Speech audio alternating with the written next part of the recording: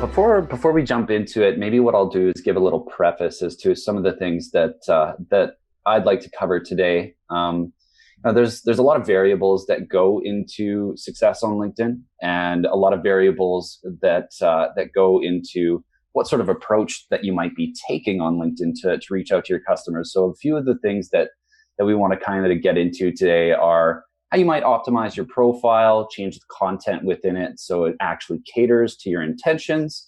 Some of the other activities on LinkedIn that you can be doing other than the outbound prospecting itself that are going to be beneficial for establishing yourself as a thought leader or just building your network. And then getting further into some of the more tactical stuff, such as messaging, and trying to keep in mind what type of messaging might fit in where. Are you going for a highly scalable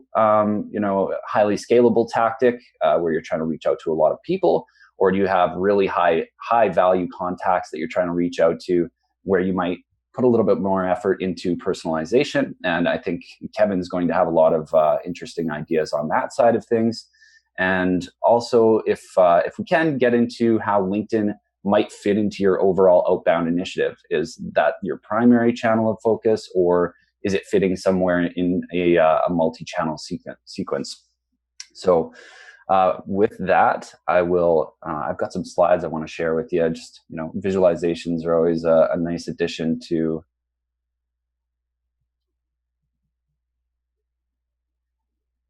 what we do here.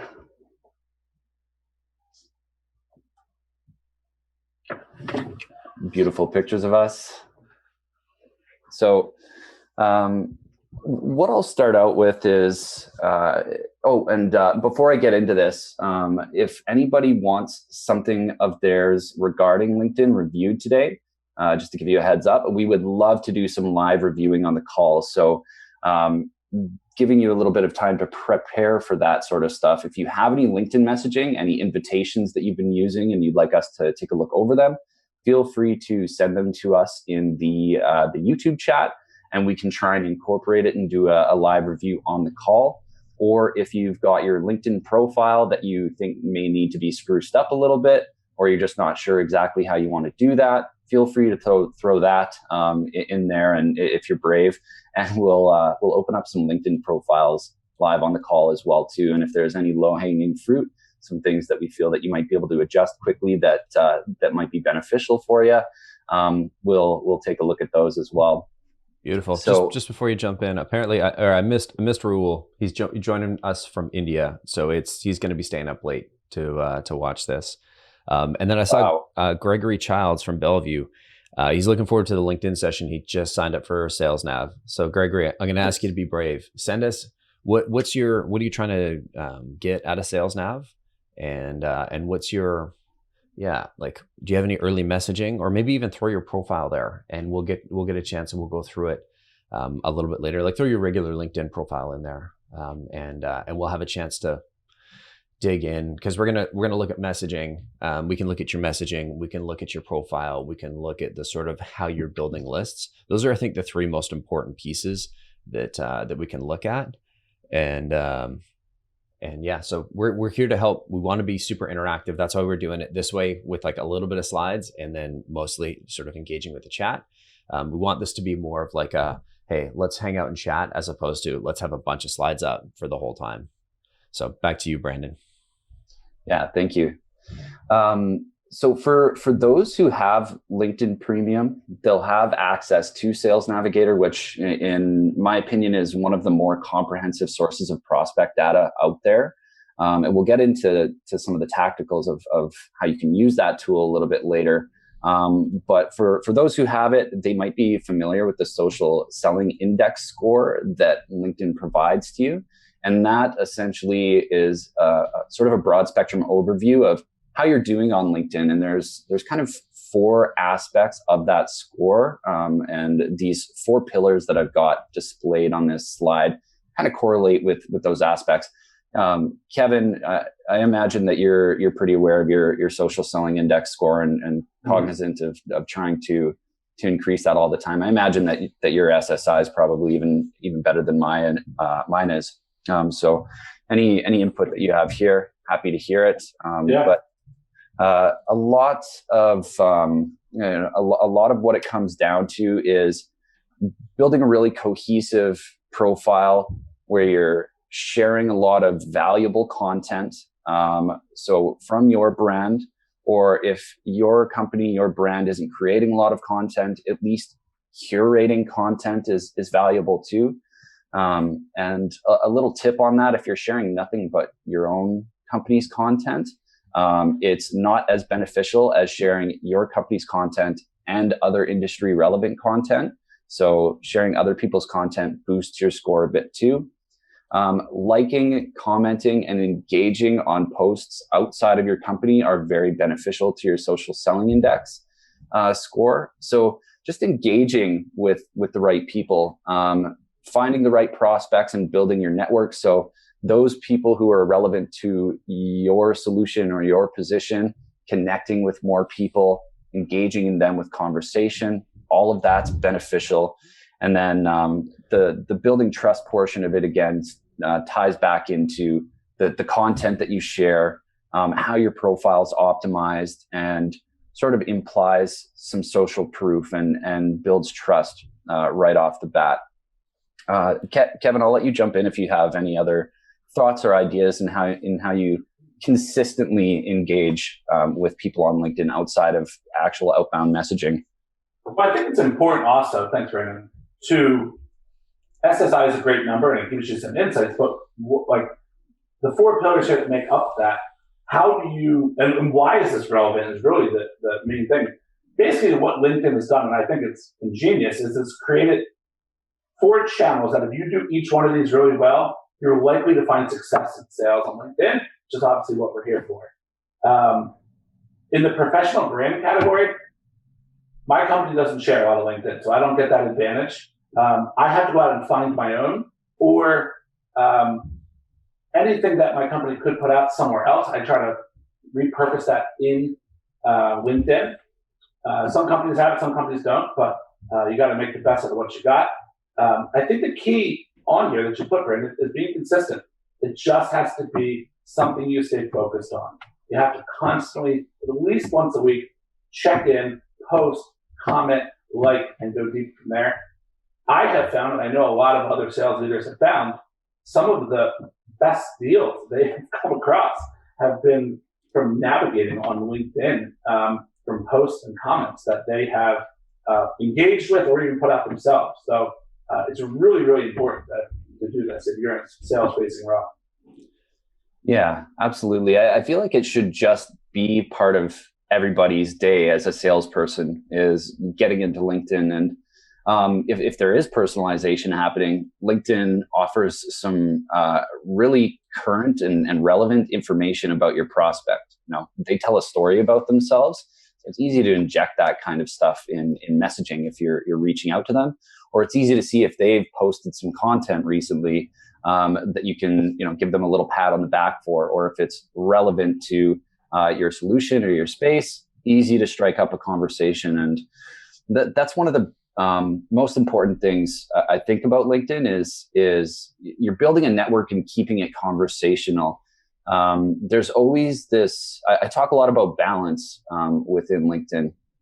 And what I try to do is balance being solution oriented. And I won't say going as far as salesy most of the time, but being solution oriented, but while still being social, friendly, and conversational. Because anecdotally, after running hundreds of different campaigns, people don't necessarily want to be sold to too much on LinkedIn. They want to be sold on the idea of having an intriguing conversation.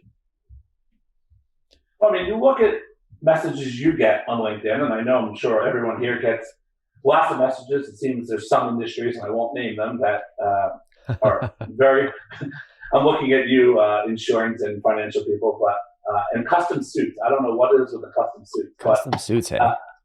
Oh man, all the time. Dude, you can see it coming. You know what? I get lead generation companies coming after me. Like, hey, do you need meetings? Yeah? I'm like, what? Me too. Read my profile. Are you kidding me? Yeah.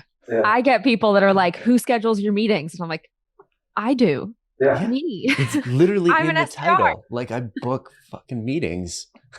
That is literally what my job title is. Yeah. I book fucking meetings. I think that should be Sarah's new job title. Yeah. I just want to throw it to the chat for a sec. Chat, let me know what are the annoying LinkedIn messages that you get, and don't say from a guy named Brandon Kazakov, because that'd be rude. It might be true, but sorry. Back to you, Kevin. No, you're right, and I would let, and if Brandon's on them, so be it. But I find it amazing when people forget that the person they're selling to also is another human being on the other side. They put these paragraphs in there. I'm like, who do you think is reading that? Like, I do not want to join your franchise group if you're sending me a 30-minute opening message. It's amazing to me that someone thinks that's going to land. No, and Brandon and I are going to talk about a lot of this. I think a lot of that is simply connect and spam. And they do it over and over and over and over again. And if one fish bites, then it was way worth the time. But that's not really what we're here for in that. So, totally. For sure. Totally definitely a numbers game, and like you're taking a shot in the dark. The more specific you get about your solution, you're alienating yourselves from people who might be a good fit for a conversation.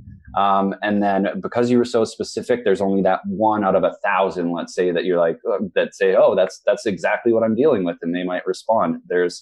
You can get a lot more traction just learning about people and opening up a conversation. Nobody wants to receive that message that's like, working with this company and this company, they saw a 30% ROI on their marketing spend in this area. Like, my eyes glaze over if I receive stuff like that. Oh man, Michael Cox, who I know is a good buddy of Seth's, is in the chat going, lead gen, custom suits, lead gen. I've never got a custom suit message. I'll forward them over to you from now on. Okay, cool. Yeah, you send them my way.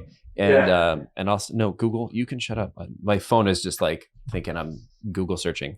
Yeah, I've never got a custom suit one. I used to get some very stream unfriendly emails, but Google's done a really great job of forwarding out all those different ones. Jay's top are lead gen, lists, content marketing, and developers. I do get a bunch of email list gen people. Email list gen and for sure developers. I've got people in this country, I've got people in that country, and I'm just like, that's not different at all. Like, I empathize with. I've friends that run agencies, like really high-end dev agencies, and we were trying to do some outbound for them, or just like help them with their outbound messaging, and it's exceptionally challenging to differentiate if all you can say are, oh, our people are the best. Our people are the best. Yeah, white glove customer service, although you may have the best in the world, is not a differentiator that tends to resonate with the prospect pool. So it's tough to get through saturated markets sometimes. Sandra's saying she's not cool enough to get job offer, or she just gets job offers. You'll get there, Sandra. You'll get there. The best one I got recently was a manufacturer from China emailing me about, we manufacture carburetors.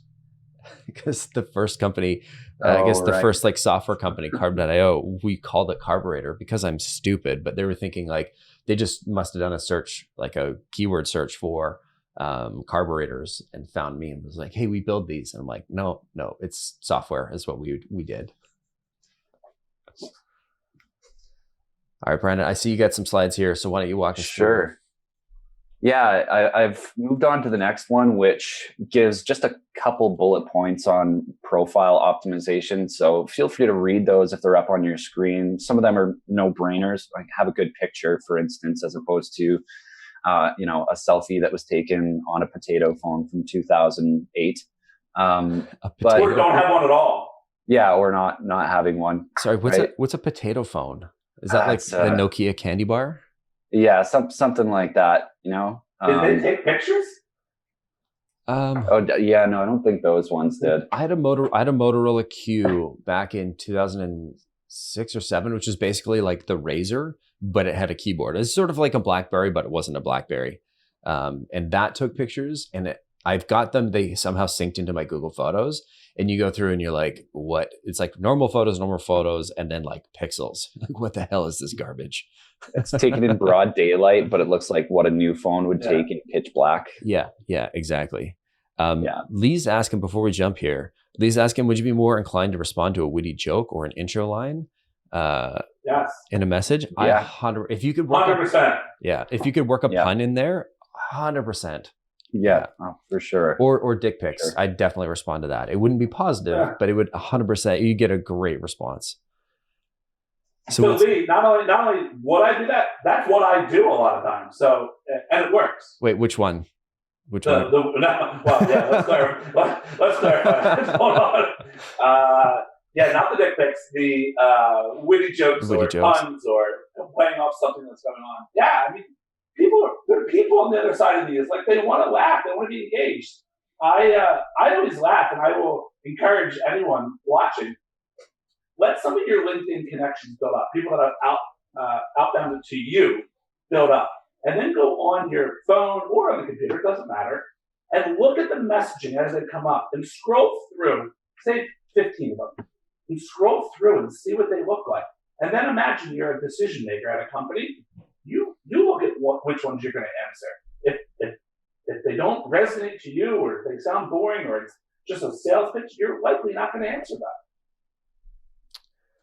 Yeah, man, 100% agree. I was just as we were talking, like looking, I was flipping through my LinkedIn inbox, and there are some people that I'm like genuinely connected with, like Victoria. I got an intro from Rex. And if you're on, I will respond to your email. My inbox is underwater. But then I look and I'm like 1, 2, 3, 4, 5, 6, 7, 8, 9, 10. So out of 10, 7 of them, 8 of them are people reaching out with just like pretty automated, pretty not targeted things. This one guy's been pinging me since July. I got 5 or 6 messages. I'm like, and it's all just like, click this link nonsense. Brandon, you know what I'm wondering is maybe instead of jumping through the slides here, because I want to like make sure we're like really talking about this, as opposed to, and every time you put the slides up, I feel like we just sort of like pause and start listening. And I want this to be a lot more interactive, a lot less like, you and Kevin standing on stage. Can we maybe just, I've got them here. Can we use those as a conversation guide? And maybe I'll go back to that first slide. I've got it up on my side. We're talking about professional brand first, right? And so like, let's talk about what a strong, like, do you have an example of like a strong company page, right? Because basically if we're looking at Kevin's 4 pillars, the 4 pillars, professional brand, right people, engaging, and trust, right? So let's sort of break this conversation out, and let's start with like, what does a good, strong company page look like? What are some examples? Maybe I'll start with Brandon, and then we'll sort of speaking order, Brandon, Kevin, Sarah. We'll come back to the idiot. Well, I've got some clients that would be pretty good examples, but I don't want to check their name out on the live stream. But as self-serving as this sounds, I think our marketing department has really hit stride with being incredibly consistent with providing valuable content that is consistent in theme. Right? As an organization, we're very thematic, and all of the content that we share makes a lot of sense. Do you have some examples outside of us, Colin, that you feel have really strong company pages? Oh, yeah. I mean, that's HubSpot does. Yep. Yeah, there you go. HubSpot. I'm looking at, I've got Procore coming up in my feed quite a bit, because I was just talking to Curran the other day, podcast guest, and was getting some feedback on the formula. They seem to have they have like 2,000 people at the company. So they're in a little bit of a different league, but they've got like something pretty significant every day, and it's always branded content. And it's a bit of a mix between like, here's some like something about Procore. Here's like a happy Veterans Day. Here's like I don't know, like looking at sort of historical data. I think they're doing a fairly decent job. I'm somebody that admittedly doesn't spend a ton of time. I don't spend any time in my LinkedIn feed. Like I spend 0 time in my LinkedIn feed. I hardly spend any time like responding to messages in my LinkedIn inbox and my email. And so sharing, not because I'm complaining, but just like, here's some context as a CEO of a company of about 50 people, 60 people. We're not always like, I might be active on there and I might respond, but I'm probably not commenting a whole ton. So if you try and find my activity, it's not going to be there. I'll flip it to Kevin though. I'm curious, are there any examples that come to mind? And then Sarah, you're under the gun here. So click around on LinkedIn as fast as you can. And chat, if you got some great examples, throw them in the chat. Or if you want us to look at your company page, Rajesh, I mean, I can, but like throw the link in there. So, cause I could do some Googling, but it'd be so much easier if you throw the link in chat. Thanks, buddy. All right. And Raul, link, could you toss me a link there, please? And back to Kevin. Yeah, first of all, people like you are hard for me to personalize to on LinkedIn because there's nothing there a lot of times. And that's where I think that multi-channel approach is really, and I'm not saying multi-channel in terms of output, but what I would do for prospecting someone like you, Colin, would be find a Twitter, find a Facebook, find an Instagram, find something that you have, or gosh, someone I know you have, if you're connected to has, or something in there that would give me some nugget about you. If you're not posting or commenting or liking any comment, that's what I'm looking for in order to give me a chance of breaking through. And you're right. There's a lot of times, especially the higher up the food chain you go with these companies in the larger enterprise world, these people aren't doing a lot of that. So you have to get creative to find ways in. But as far as companies, I mentioned HubSpot earlier. I think they do a good job. I mean, off the top of my head, I love following individual people more so on LinkedIn than companies. Yeah, I think companies do good. But truthfully, what I typically do on a feed is I will fly through companies' pages. I look for sales leaders and marketing leaders to learn from more so than anything else. And there's certain people that I stop on when I see their content. So, can you think? So maybe I'll come back to you. But my question to you would be like, what was the last piece of content or last person that you stopped on? And you're like, wow, this is really strong. The last person, you guys have Josh Braun on this afternoon. I always read Josh's stuff. Goodness, the 30-minute President's Club podcast guys are fantastic. Amy Bolus is fantastic. Amy's I'm great. a member. Yeah, Amy's great. Goodness, trying to put him on the spot here, but there's a lot of people that I personally curate to get that.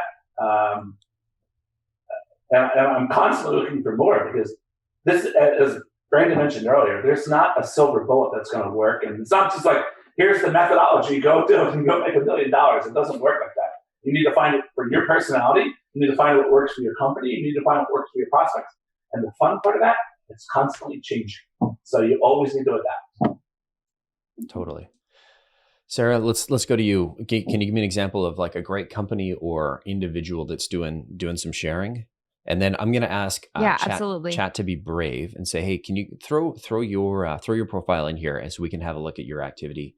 And then we'll not just to ridicule and mock. I mean, obviously that's a component, but we'll give you some feedback on like the things that you're sharing and see, and maybe we'll jump in and like rewrite one or two if you highlight like, hey, here's something I shared. It didn't get great engagement. How could I do this a little bit better? There you go. And I missed Jay. Good to see you, Jay. It's been a while, man.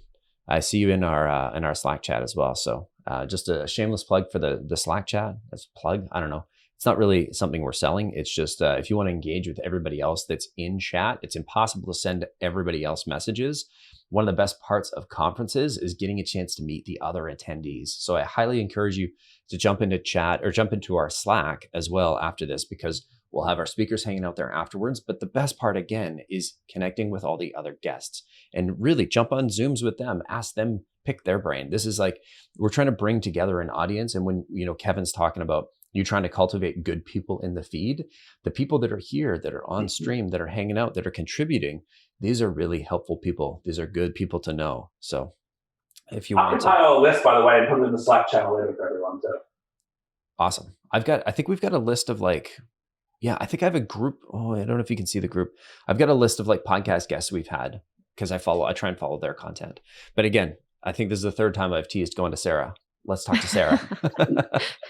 Yeah, I'm with you, Kevin. I love to follow an individual rather than the company, because the titles that I'm interested in learning from are specifically also those sales and marketing titles. So it doesn't necessarily make sense for me to follow like a software company's page, but if they've got a really a sales thought leader that's like at the helm of their sales org, then that's who I'm going to follow.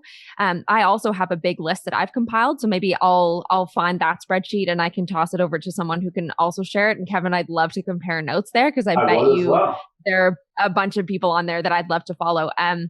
But some people that come to mind, of course, Josh Braun, that's why I wanted him to be our guest on the show. But there's a ton of sales thought leaders who post almost daily with really like actionable tactics. And they each seem to have their kind of their specialty or their niche that they're really good at identifying or sharing tips on. And somebody actually that popped up on my newsfeed today is Jason Bay from Blissful Prospecting. So he's such a nice guy, great content and great branded content. So a lot of sales leaders share those kind of LinkedIn optimized videos that have a banner that says, the title of the video or what you're learning.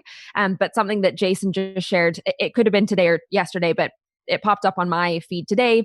He's got that banner and he has the logo at the top too. And it's something that I see some thought leaders miss is that logo to the company in the LinkedIn optimized video. So I just think he's a great example of someone who has like amazing guests outside of Blissful Prospecting on his content. So he's obviously interacting with people outside of his company and he's a thought leader, but he's also like a curator of other people's amazing thought leadership. And then of course, a great expert himself. So nice. I think they're a great one to follow for an example. I think one of the ones so I love Jason. He's done they're a small team and they've got a big presence. And I respect the hell out of anybody that can do that. Another one is Tom at SoCo. What's his last name? Abbott. Tom Abbott. Thanks. At SoCo Selling. They're a team. It's a husband and wife team. And they've got just a ton of contractors that go through and repurpose and repackage their content. And I want to say Tom's based it's not Manila. He's in Singapore somewhere. He was bouncing around a little bit, but I know he's got an office. I believe it's Singapore. Anyway, they've got an army of contractors that repackage the Gary Vee strategy. If you've seen any of our content on LinkedIn, heavily inspired by, I think it's a Gary Vee strategy, but I had a podcast with Tom and they talked to us about how to do all that repackaging stuff. And so taking stuff like what we're doing today and turning and having people turn it into videos, it's certainly not easy, but it absolutely is doable. I don't know if I was a salesperson, if I'm thinking like $1 million rep, and when I say $1 million rep, I mean like a rep who's looking to earn $1 million in commission in a year, not lifetime, then I'm probably making those investments, right? Like who was the copier rep we had on at the Own Your Growth? And he had his own website. He filmed his own intro video. Like that's $1 million. That was fantastic. I watched that. That was fantastic. Yeah. It was incredible. And the whole Star Wars themed slides, I was like, I love that. I was like, you got to think like $1 million rep. Even if you're booking meetings, even if your quota is $100,000 or you sort of cap out at 60 or 100K OTE. Like I know a lot of account execs that are super talented. They're just in the wrong market with not an amazing company. And they're like, oh, I'm only making 80 grand. I'm like, you're a super talented person. Like you need to I'm sure there's somebody that will pay you more than that. And so looking at is this something that an individual can do? Probably not every day. I certainly wouldn't say go on Fiverr and spend thousands of dollars a month repackaging your content, but is there some that you could do that's a little bit more branded? And if people in chat, let me know. What are you guys doing that's branded? We're getting a whole lot of love for Dale Dupree and Justin Michael. Yeah. Man, I love Justin. I love Justin. He's crazy, certifiably crazy, in a really good way. Totally. I would. Nor does he sleep. Yeah, it's I swear, if he went to give blood, it would come out Red Bull. Awesome. And Raul saying, yeah, Tom's in Asia. Okay, if you know where he is. And Michael, I see your. I think I just thumbs down your comment there. Michael G. Cox sent me a note in LinkedIn. I see that. We'll get to that in a sec. I'm not sure. You know, I might be able to just pull my LinkedIn into there. I'll figure that out. I'm going to go back to Brandon. We're going to talk a little bit about, do you want to go? So I don't know, chat. Why don't you let me know? Do you want us to go more to messaging? Should we talk about list building? So throw a 1 for messaging, throw a 2 for list building. Let's just do a little bit of a poll here. What are the names of the 2 company pages we mentioned? Well, I mentioned Procore, but I want to say individuals came up. Like HubSpot was another good one. Blissful prospecting. Blissful prospecting, SoCo selling. And I believe someone has thrown in the YouTube chat my list of thought leaders as well. So just copy and paste that and throw it in and just follow all those guys. And then your feed will be boosted. That's a bit sexist. You just put men on the list? No, there's women there too. Just me. Yeah. There can be only one. It's the Highlander rules. No.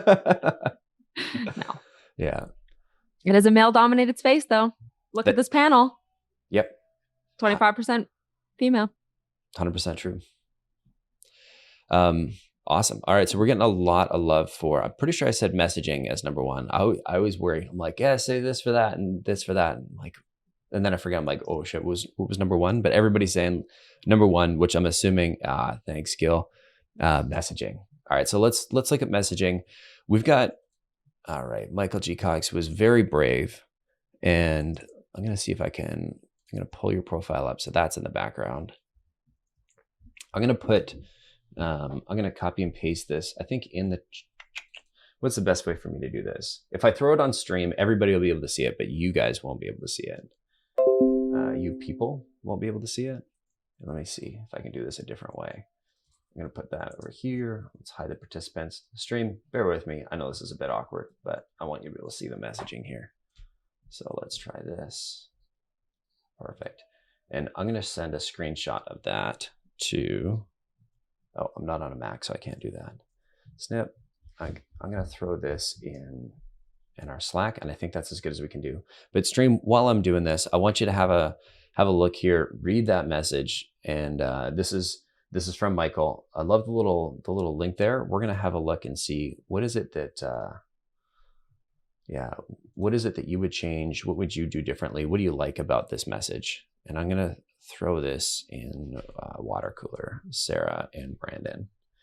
And Kevin, I guess I'm leaving you in the dark. I apologize for that. No, I'm in the Slack. You can throw it in the Slack. That's fine. Oh, okay, perfect. Oh, I don't know if I have. Can Brandon? Can you throw?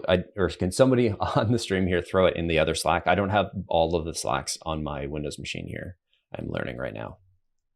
All right, so we've got it here. So let's look at what Michael's having to say. Hey Vince, I'm finally getting back to using LinkedIn for its original intentions, networking. Glad we're still connected. As you may expect, most of my network is sales and sales leadership. If I can connect you to a sales exec in my network, let me know. I'll also forward you an invitation to a group exclusively for sales leaders. It's a great group to network in and engage in sales leadership best practices. If you don't see the invitation, you can join here. All the best, Michael. And then he's got the thanks for the connect, Vince. A little personalized. Kevin or Michael, what are you using to create that? I recognize the logo at the bottom, but I can't remember. So let me know which one it is there. All right, so team, what do we think about that? Team, what do we think about that so far? Hey, I often, where I can, try to offer some value in my LinkedIn messages, and this does that quite well. Like there's not really a challenging ask at all. You know, he's not asking for your left kidney. He's asking you to view some content that might be valuable to you on a day-to-day. So that's a pretty low barrier to entry. And if the goal is just getting people engaged in that group, I have a feeling that there'd be a moderate level of success with that. You know, it's not hard to say yes to that. It's lots of value being thrown out there. What do you think, Kevin? And nice and yeah, I agree. It's funny. I use the left kidney analogy as well, but you're right. I mean, you're not asking for a ton. My only criticism would be it's just a tad long for me. I would probably shorten it up maybe by a sentence or two. Just think about the person on their end of it. Even though it's someone you're connected with, it's someone that's going to potentially read all that. So, totally. What do you think, Sarah? Yeah, I think great message. I don't really have any other thoughts. Brandon and Kevin, you guys are the experts here. And yeah, going for not an aggressive ask is something that we've seen have a lot of success. I think that's maybe one of these tips that is sort of universal. As Kevin and Brandon shared, there is no silver bullet, but perhaps the one universal fact is that a really aggressive ask is not going to work. So it's always great to put that in practice. Cool. I'm gonna be mean for a bit, just because me and Marty McFly go back quite a ways here, and I think that's the only way you can actually genuinely trying to be helpful here. I hate it, and I hate it because it looks like every single message I get that I'm looking at in my LinkedIn inbox right now. I think you've kind of got 2 calls to action, because if the first one you don't have a question mark there, actually there's no question marks, and so that's like what do you? When I read this, I'm like, well, what do you want me to do? Right? It's glad we're connected, blah, blah, blah, blah, blah. If I can connect you to a sales exec in my network, let me know. It's a really, really soft CTA, and it gets watered down by, you've got a second CTA in there for forward an invitation to a group exclusively for blah, blah, blah, blah, blah. If you don't see it, you can join here. So you've got do you have any sales? Do you need me to connect you to any sales execs? Did you see the invite that I haven't sent you yet? And then in case you don't see the invite, here's the link. I think this is a really great, I think the spirit of this, Michael, is awesome. I love that you're going with the group approach. I don't like the format that you jammed this in. It's in there with there's just too much going on. And if I look at this, and I look at my LinkedIn inbox to see, I wonder if I can show you without exposing people. This is going to look weird, but I'll flash. I'm just going to throw mine very quickly on stream so you can see. Oh, no, you're not going to be able to get a good sense. Yeah, I mean, this is what my inbox looks like. Most of those people are not people that I know very well. And so if I think about is this going to stand out from my inbox? No, this is going to get lost in my inbox big time. It's going to look like every other sales message. And so how, Gil is saying, I hope I can call you Gil, because I'm pretty sure I can't pronounce your name correctly. So let's go there. And Kamal's got my back.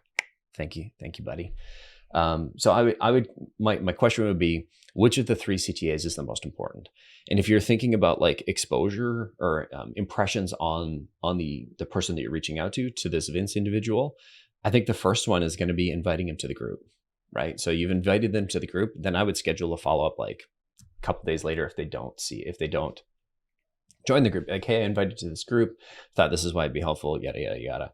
And then your third one would be hey, I know we talked last time we chatted, you were looking for sales reps. Can I connect you? Can I connect you with anybody?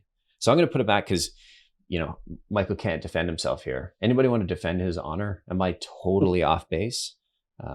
Get the knives out. Let's do it. Along that thought, it might make sense to just split the 2 CTAs of that message up, right? Really soft lead in with, hey, if there's anybody I can introduce you to, let me know. Then you can follow up with the CTA of, hey, I've got this group. And I've sent you an invite. You could join here if you didn't see that. Splitting them up might make a lot of sense. And it's elevating your ask, right? Totally. I understand. Sorry. Go ahead. No, go ahead. I was just going to say, I just threw my LinkedIn in Slack in case people wanted to make fun of my profile, or comments there, or just if you want to hit me up with a message and share it. If it's easier to share a LinkedIn message with a GIF like that in LinkedIn, you can do that as well. I'll try and keep an eye on my LinkedIn. Sorry, back to you, Kevin. Yeah, I mean, I always am under the belief of, can this message, if you take out the name and the company, can you send this message out to 1 million people? And then that you almost probably could, There's a little personalization in there, but have some fun with it. That was a very serious, kind of stern message almost. Have some fun in there.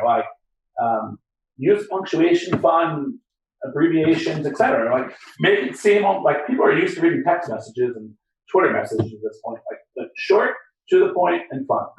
Totally. I will defend his honor a touch here. He did in the message he sent me, he did mention that that's a GIF. But he sent me a screenshot of it. So obviously the screenshot's not going to have, and it does look like he's got a pretty fun and playful face there. So maybe he's doing like the Macarena or something hilarious like that. Yeah, what happens in the rest of the GIF? That's the context we all need. Yes, I agree. Awesome. Well, all right. And Raul is just saying, let's applaud Michael here for a second for being so vulnerable and sharing. I totally agree there. Thanks for sharing. Mike, was this helpful? Were we just picking on you here? I know you know your stuff, so he's probably not too worried about it, but awesome. Let's get back to Sarah. I don't think I gave you a chance to jump in. No, I jumped in kind of on the original message there, backed what these guys were saying, but I'd love to hear more from Kevin and Brandon about their strategies and what works. For sure. I think thinking about the ways that my approaches and Kevin's approaches sort of differ is I tend to do a lot of personalization based off of persona and their day-to-day tasks. So I try to think about the psychographics and firmographics of my target market and weave aspects that are relevant to my client's solutions into the messaging. And when I say relevant to what my target prospects are trying to actually accomplish within their day-to-day. And then, Kevin, yours are very, very personal and personalized with a lot of, relevant injections of what's actually going on in their world day to day. And so I think that your connection rates are probably phenomenal, and the amount of personalized responses that you get are probably phenomenal, in the way that you get people engaged.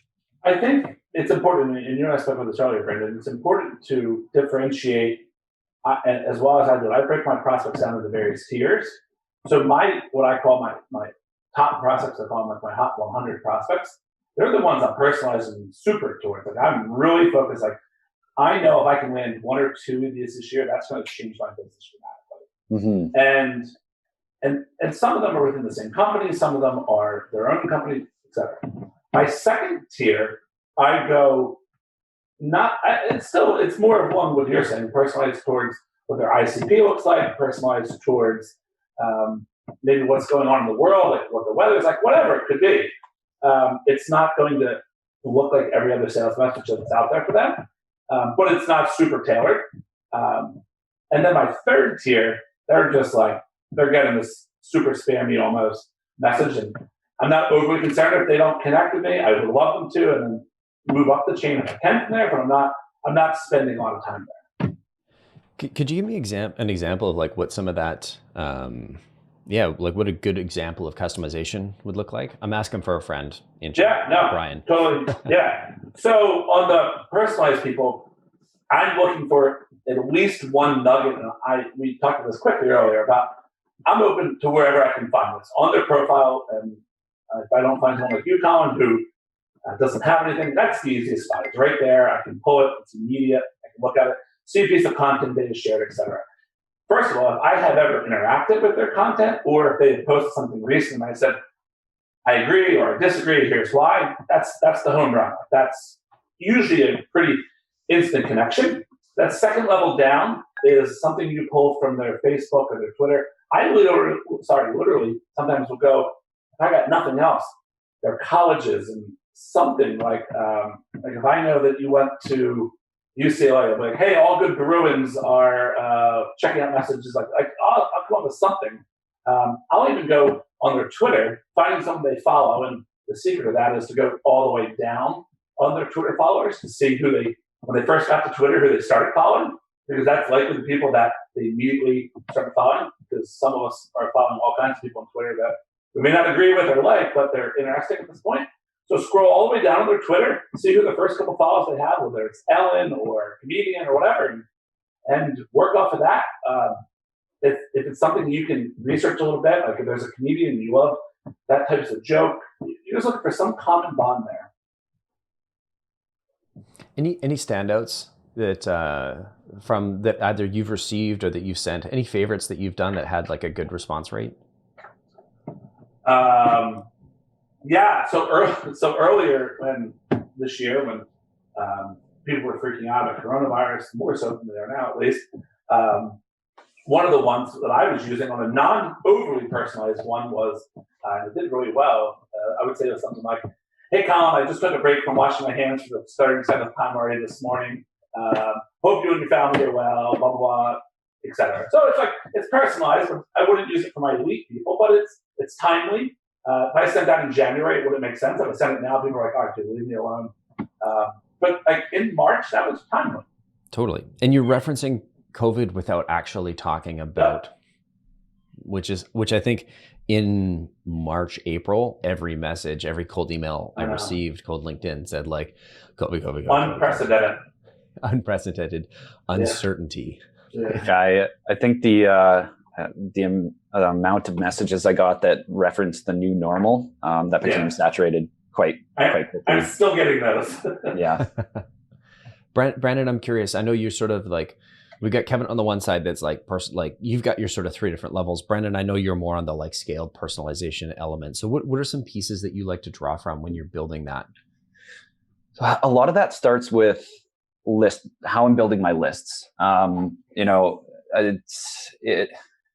Getting as granular as I can with how I build a list is how I start inserting that relevance into my messaging. This might be an area where sharing slides might be helpful a little bit. Can we do that?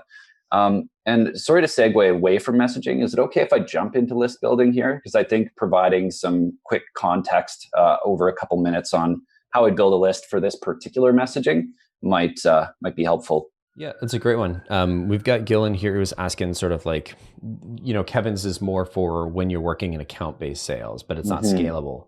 And so I think it's a really great sort of segue into like, well, this is how we kind of make that semi-personalized scale a little bit. So yeah, show us how it works, man.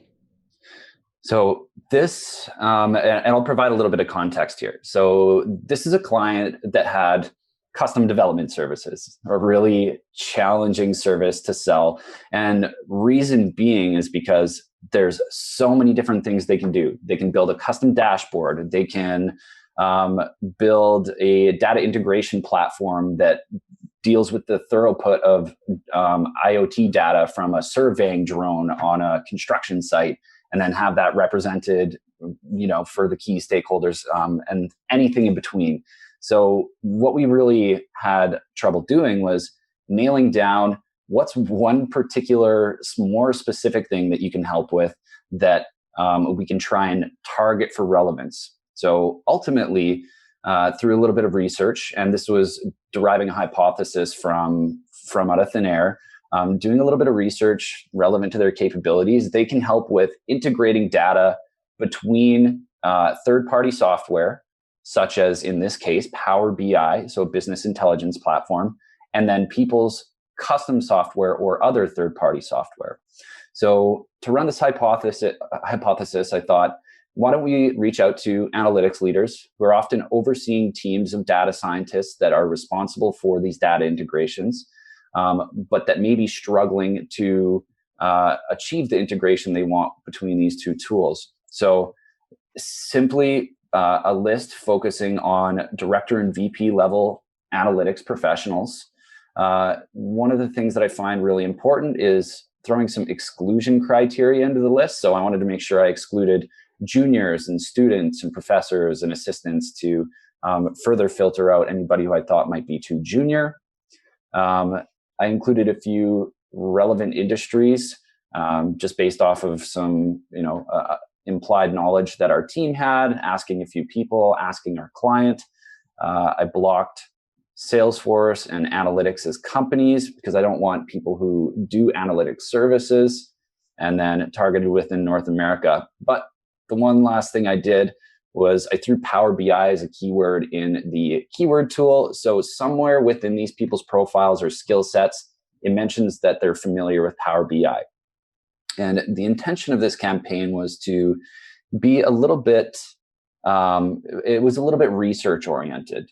But ultimately, it did lead to some powerful conversations and uncovered people who were experiencing challenges with integrating their Power BI with other software. And so what I did was I kept it broad spectrum, but relevant. So I see you're in the analytics space as well. And by the way, this type of messaging is getting saturated. People are saying, hey, I see you do this. I do too.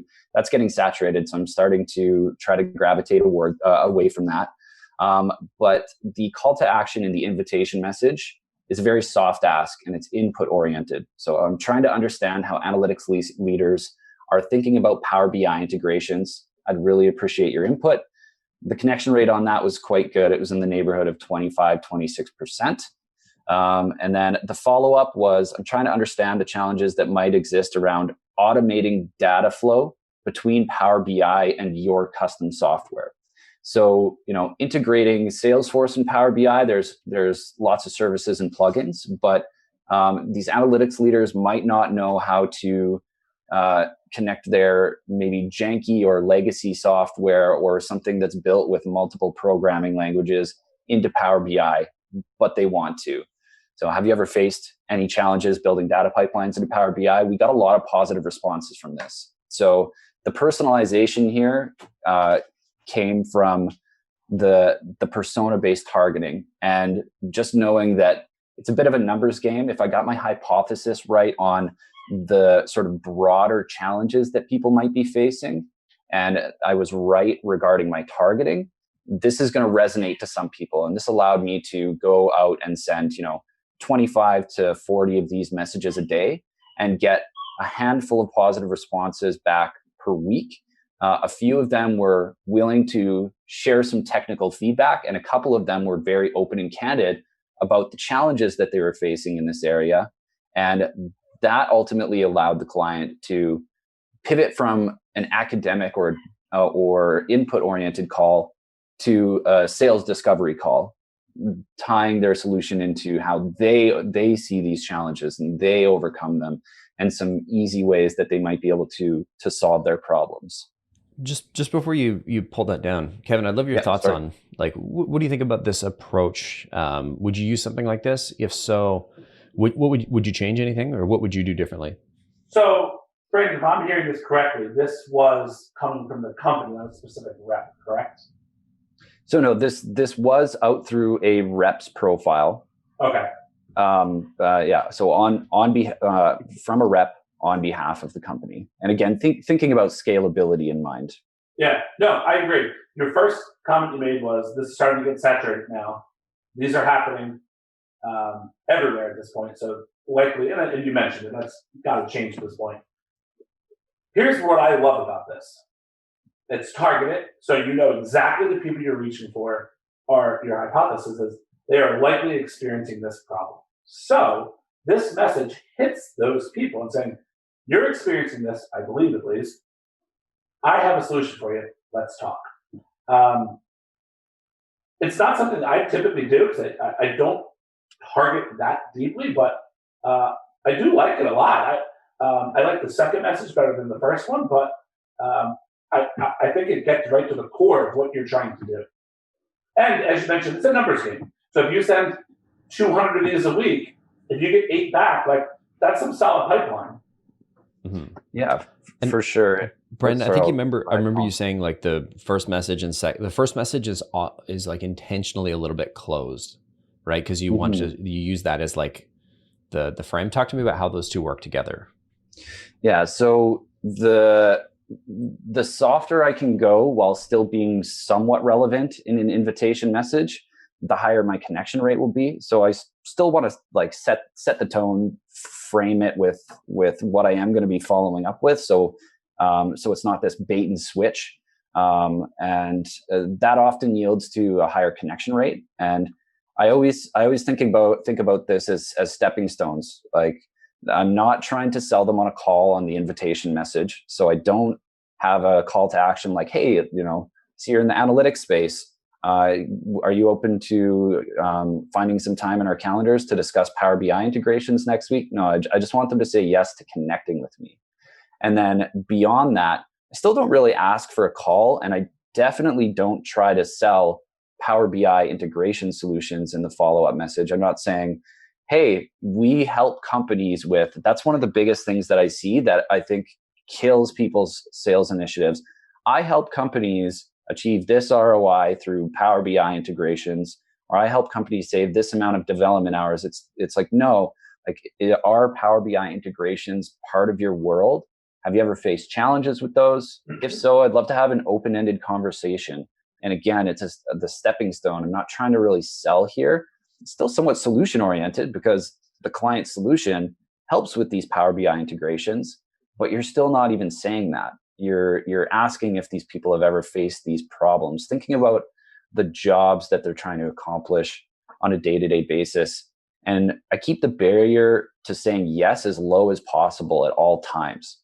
It's really easy to say yes as an analytics professional. Like, yeah, I've that's been a struggle sometimes. Here's how I think about it. Some people say, here's how I've solved it. But other people are like, yeah, I've come across issues with, this programming language trying to integrate, and people just are open to providing feedback. And conversation starters are the name of the game with LinkedIn. I think if you can get people engaged in a dialogue, learn a little bit more about their scenario through digital conversation, that gives you that into finally requesting for an offline call once you feel like you've made it to that point. Great point. I want to have a look at Kevin's side, but before we do, Danko was asking, what's a good acceptance rate? Like, what are some good benchmarks that you would expect to see? Like, hey, this messaging is doing a good job with this sort of like targeted, personalized. What would you? Oh, he's got a slide for it.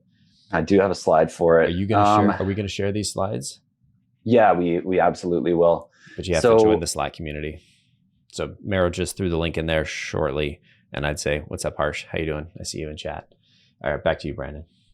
So there's a lot of variables here. Like if you're targeting chief information security officers at Fortune 100 companies versus targeting a marketing manager at agencies that have 20 to 50 employees, your connection rate's probably going to be dramatically different. But kind of on the whole, I always try to, like, if something's below sort of a 15% connection rate, I will kind of abandon that unless it is one of those really challenging scenarios.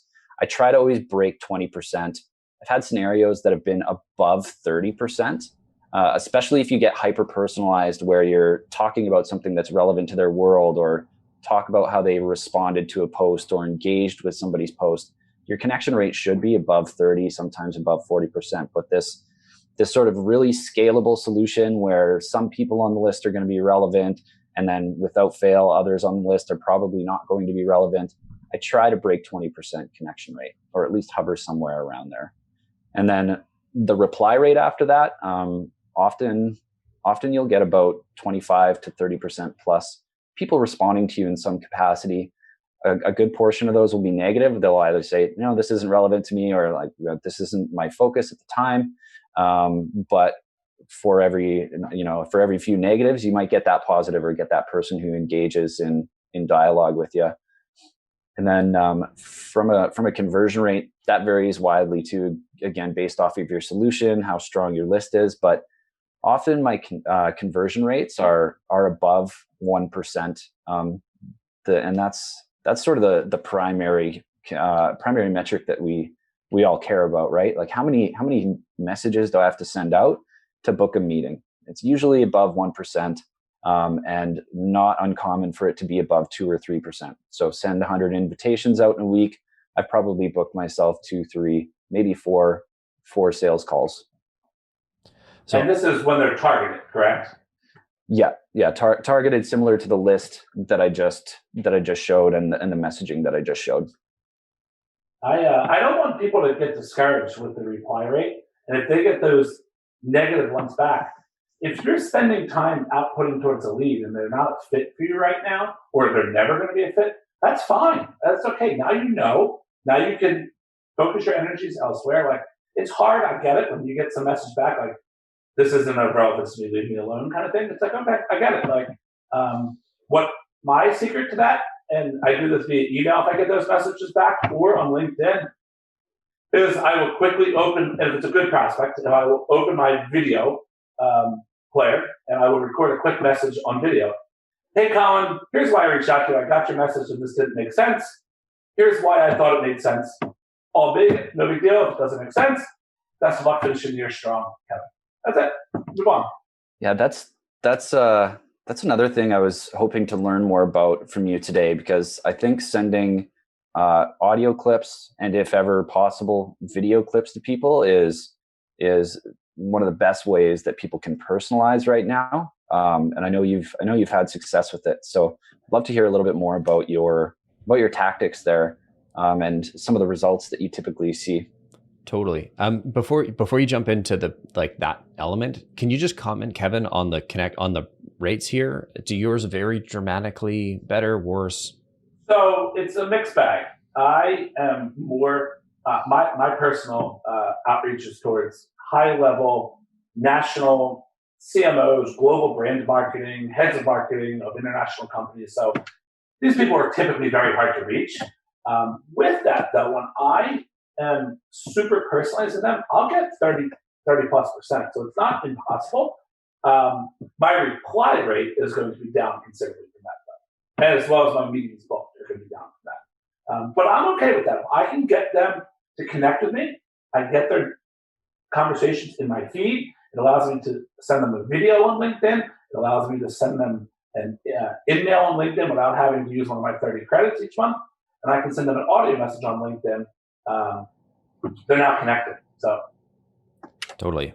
Michael in chat is saying that audio is working exceptionally well for him. That videos, for how he was doing, was requiring people to click away, and so the click-through rates were just like dropping off pretty precipitously. Yeah, makes sense. Cool. And so yeah, Kevin, talk to us about when you're talking about sending video or audio. Can you talk to us a little bit about what that would look like? Yeah, so I fool around, and Sarah and I were talking earlier about you need to constantly be adapting your messaging. And there's not really a month that goes by where I'm not trying something new or switching my pattern up or really finding a different way. One of the things that I'm having success with right now is what I call the double drop. If I put the email, I email them a video, completely personalized about your business, how I can help, what I do with competitors in your space. Sometimes I post their LinkedIn profile. Sometimes I post their website. It is exclusive for that person. I will then immediately take that same exact video, if I am connected with them on LinkedIn, and drop it on LinkedIn as well, with a different note saying, "Hey, Brandon, I sent this to your email a few minutes ago. Not sure how often you check, but I wanted to send it here as well. I have seen my LinkedIn reply rate is higher on those." Now, audio, I do not get a large response rate from audio. And for those of you who don't know, you can only send video messaging and audio messaging for your first level connections. My audio messages don't typically yield a strong reply rate, or certainly not from there a conversion rate, but it does give me another touch point. And when I eventually get the meeting with the person, they typically reference that. And largely that reference says, "I've never seen that before. That was awesome. Thanks." So it's a nice way to stand out. Perfect. I just want to answer a couple questions in the chat. There's a few people that were asking, how do we track these numbers? We've got a couple of different ways. We're using an automation tool to sync the inbox, and then Jerry, one of our guys, is basically pulling the stats. He calls their API, pulls it back into a homegrown tool of ours.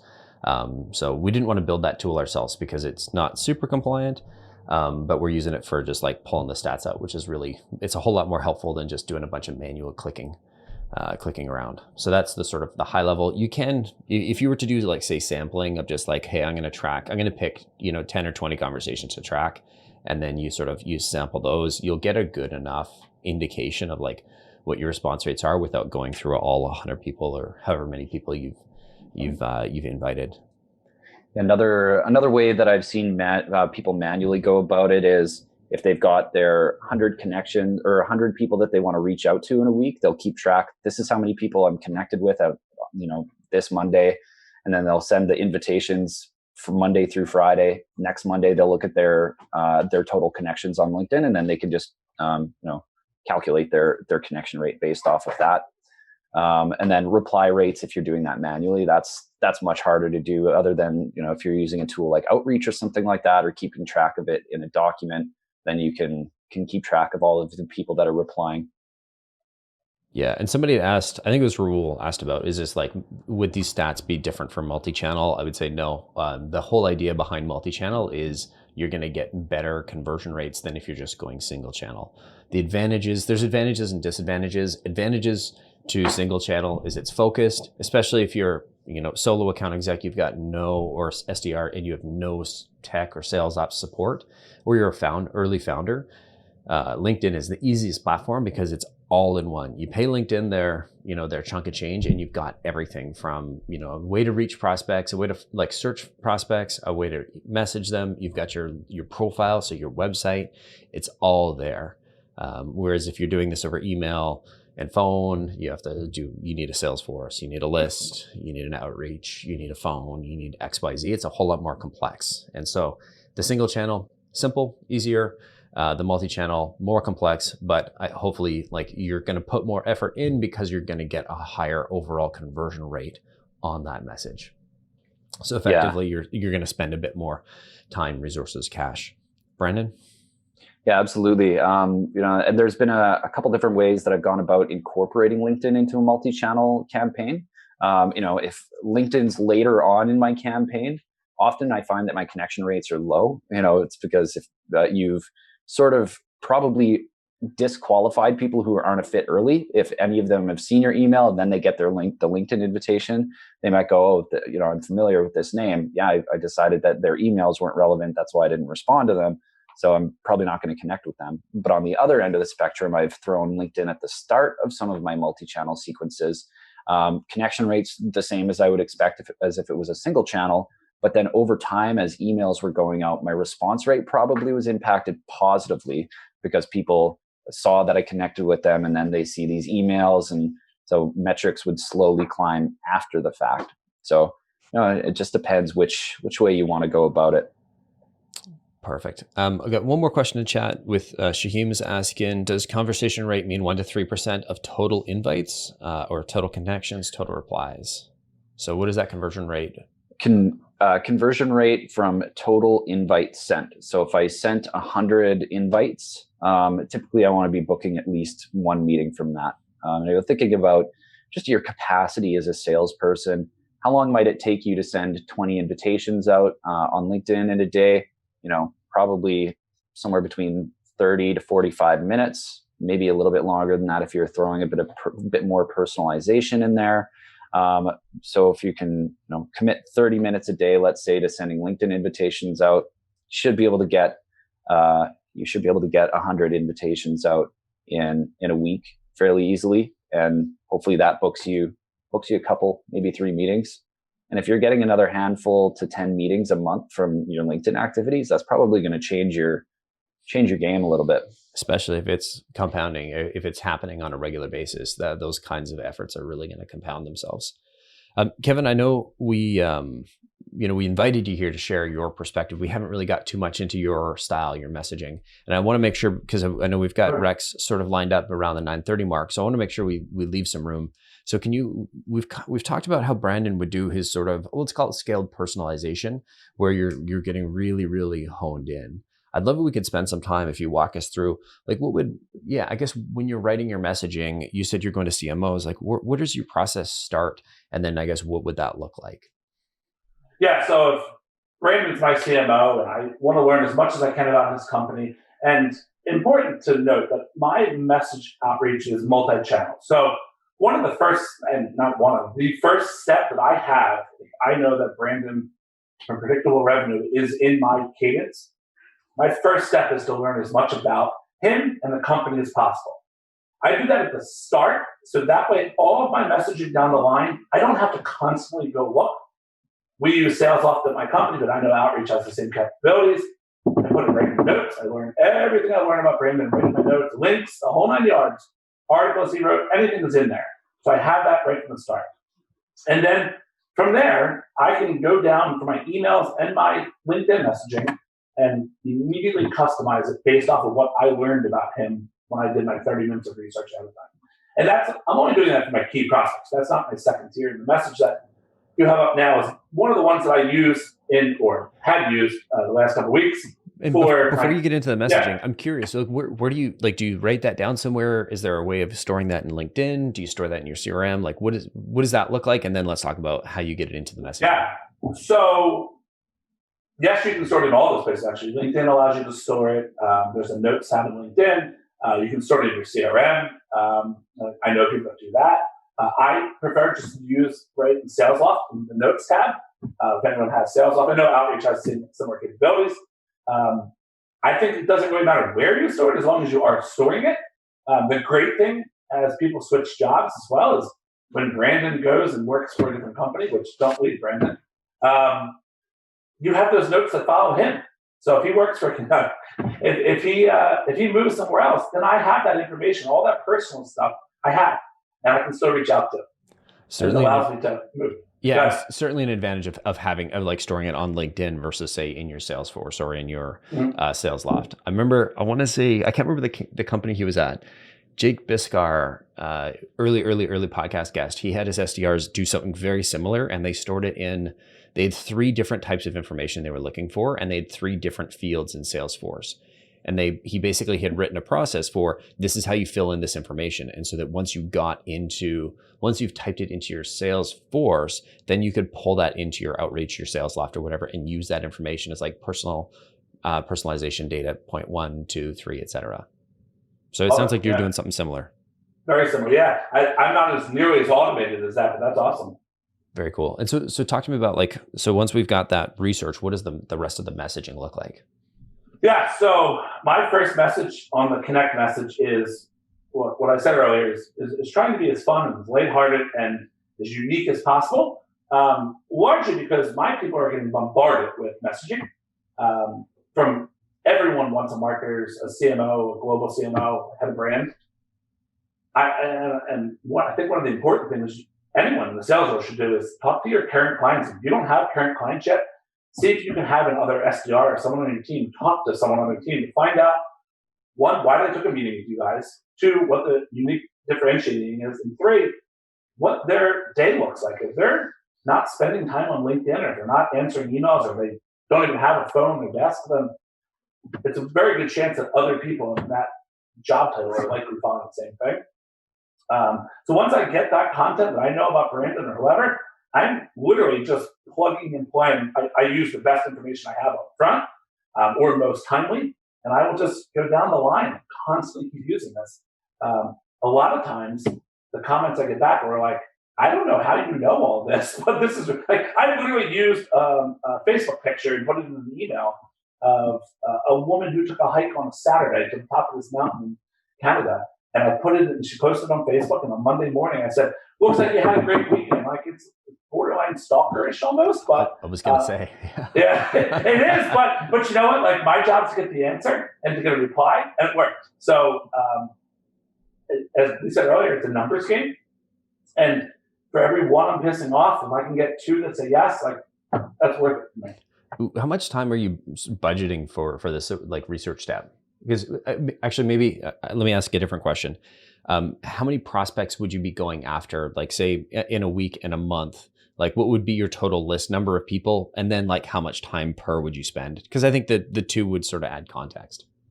Yeah, so I think 25 to 40 per week is probably a fair number. Okay. And on each one of it depends. Like someone like you who doesn't have LinkedIn content, I have to spend a lot more time on. Some people are like ghosts and they have no digital footprint whatsoever, and it's really hard to find something on. And sometimes with that, I just can't post on because I don't have much. If I have to dive deep into your Instagram and your Facebook and your Twitter, it's certainly going to take longer. I look at, if it's a publicly traded company, I look at statements from the company. I spend anywhere between 5 and 20 minutes, depending on the prospect and how much information is out there. That's a good amount of time sort of spent researching every week. Now, remember, this is the people that are going to dramatically change my year. These are my whales. The clients that if I sell this client, it's way worth it, the amount of time I spend on this. People are asking, Kevin's so awesome, where were you hiding? I think. Where am I hiding? Where were you hiding? I think Rahul was saying he hadn't seen you before. So I think you're part of the Revenue Collective, right? One of the founding members? No, Rev Genius. Rev Genius, sorry. Yeah. So you can always find me there. I mean, hit me up on LinkedIn if you want to talk. I'm always top salespeople, marketing people. I love you guys. Hit me up. Beautiful. I'm going to throw, if you're cool with that, I throw your profile in the chat Please. here. And I know we've got a couple of people in chat that had sent us LinkedIn messages. We got 6 minutes. Let's do like lightning round feedback. I'll set a timer of like, let me get this in, but Brandon, can you share your screen, pull up that messaging? I'll give everybody a minute. We'll rip through it and then we'll say our goodbyes and we'll get Rex on here, who's coming up. And we're going to talk about sort of the secrets to like a really successful sequence that like actually convert. So let me just throw Kevin's LinkedIn in the chat here. Brian, I see you've got some questions about numbers. I don't have time to do math in my head. But basically, Brandon, back to your messages, back to your numbers. Brian, how many of 100 connections, 100 connection requests, how many meetings would you expect to get? It's like at least one. There you go. Yeah, at least one. I have clients that book like 6 meetings per 100 invites though. So, it can range. And again, it's depending on your target market, the solution that you have, how compelling and differentiated it is. If you're in a saturated market, you're probably not going to be able to expect that.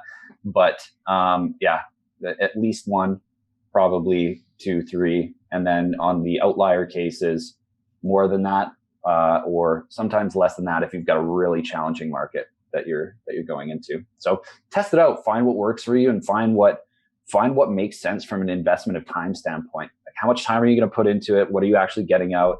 If it's not worth the time, then you either need to iterate on the messaging, the targeting, integrate it with multi-channel or change the approach. But yeah, I always recommend just starting and testing. All right. Thank you. All right. We've got a minute on the clock and let's do, all right. So minute on the clock here. Let's have a quick look. At the moment, I'm looking for new partners in the Turkish market. We are looking at for X. Here's a short video link as a next step. I would like to have a short intro call Monday. What do you think? Let's go to Kevin. First pass on this one here. Done. I'll take my 30 seconds. 4 quick points. Banking and finance industry. Who are the companies you're working with? Make it real for these people. Tell them I work with X. I work with X. They have done this. Number 2, the second line there. I'm sorry, I didn't mean. How are you doing? They're not going to answer that, so don't even put it in there. It's a waste of time. 3, bottom one, short intro call. Be specific. How much time do you need? I need 15 minutes of your time on Monday. If you put that in, that's what you should be doing. And 4, why do they care if you're looking for new partners? Isn't everyone looking for new partners? Like, that's not something the client cares about. They care about how you can make them do their job better. Go. Fantastic. All right, next one. And we'll pass it to somebody else there. All right, Brandon, let's go to the next messaging slide. Perfect. From Danko. All right, 1 minute on the clock. Let's have a read. And then if anybody's got particular strong comments, feel free to jump in. Yeah, sure. Message 1, I would say personalize it a little bit further. Like, what are the similar interests? Comes across a bit automated there. So if you've actually pulled some information out of their profile that leads you to believe that, spell it out for them a little bit more. And then, yeah, a thank you message is great for a follow-up here. It's definitely soft, but you might be able to start leading into a conversation a little bit more. I'm still unclear on what the actual intention is behind the messaging sequence. Yeah, same. That's my biggest takeaway here is like, what's the goal? Like, what are we trying to do here? First message, what are the similar interests? If you have a similar interest, what are they? Name it. Totally. And then, I've had a chat with a few consultants. What type of consultants are you reaching out to? What opinions are divided? I think just some clarity and being a little bit more specific would be valuable. So in this messaging 3 here, and sorry, I'm going over, Colin, but budget on what? Their budget is getting tighter. Budget on what? Like, I think honing in on exactly what you're talking about that's relevant to your solution is really necessary. Beautiful. Agreed. Love it. All right, next slide. Oh, is that the same message? Oh, yeah, it's the same one. Yeah, same sequence. Oh, Lee's asking, how are you receiving these templates? Lee, I think people sent them to Vero or posted them in Slack. So find the link to, I think Ben or Marisol have posted the link to join the Slack group. You can throw it there or jump in there, and I think people will get them in. We're going to be continuing to do this all day, so jump into that Slack community, send your messages. If we don't get to them now, we will get to them later. 1 minute on the clock for Chloe. Sorry, I'm reading real quick. Yeah.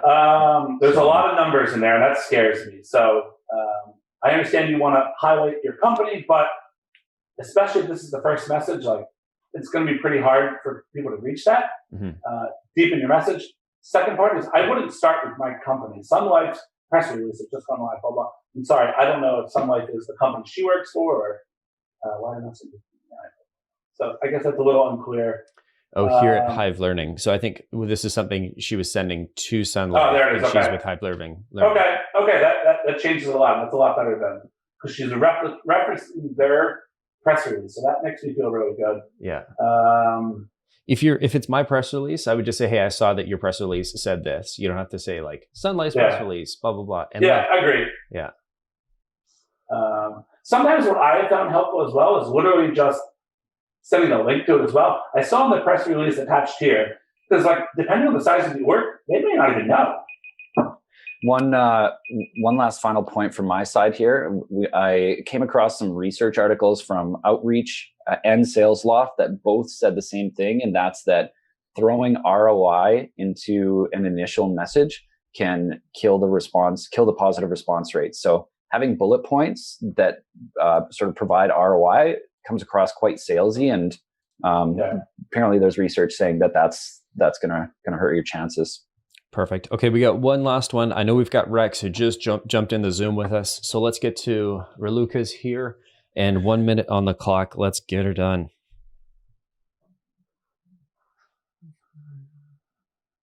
So that connection message is a lot. That's a lot to breathe in. You're asking a person to read at least 3 sentences that are decently long. I would shorten that up and tighten it considerably. But overall, the personalization is pretty good. I'm happy to think. I would say the first message, I agree, connection message, you need to simplify that around like there's too much about like what's going on, what we're doing, more and less about like what the value is that I can help with. And I'd say the same with the first message. It looks exactly like all the other messages I have in my LinkedIn inbox. So how can you format that so it stands out a bit more? You know what I mean? Yeah. And I would say, again, I'll beat this one, over the head tons of times, but it's just be more customer centric. People want to hear how you've learned about them as opposed to this is what we do. This is what we do. This is how we help. But people want to hear a story about themselves and how you're relevant to that, as opposed to just getting an article about what it is that you're doing. Fantastic. Okay, the next ones, I think these are all Raluca's here, so we got a bunch of messages. We don't have any more time. We'll do a similar round here with Rex. So if you've got messages, Ashley, I see you just sent me some on Slack. Let's get them all to Marisol or Ben, and we'll do another round of this. But I wanted to just close and say, Brandon, Kevin, thank you so much for jumping on the stream with us. This was super fun. What's the best way for people to get in touch if they want to reach out? Not on LinkedIn very often. No, kidding. Feel free to add me on LinkedIn. I feel like that's the easiest way. Same with me. I'm going to be in the Slack channel afterwards as well. If people want to hit me up, or I'll do a few more of these for a little bit. If anyone has any questions, feel free. Awesome. Well, thanks so much for joining us, Kevin. And if you want to ask him and ping him some questions, jump in the Slack. Kevin will be there.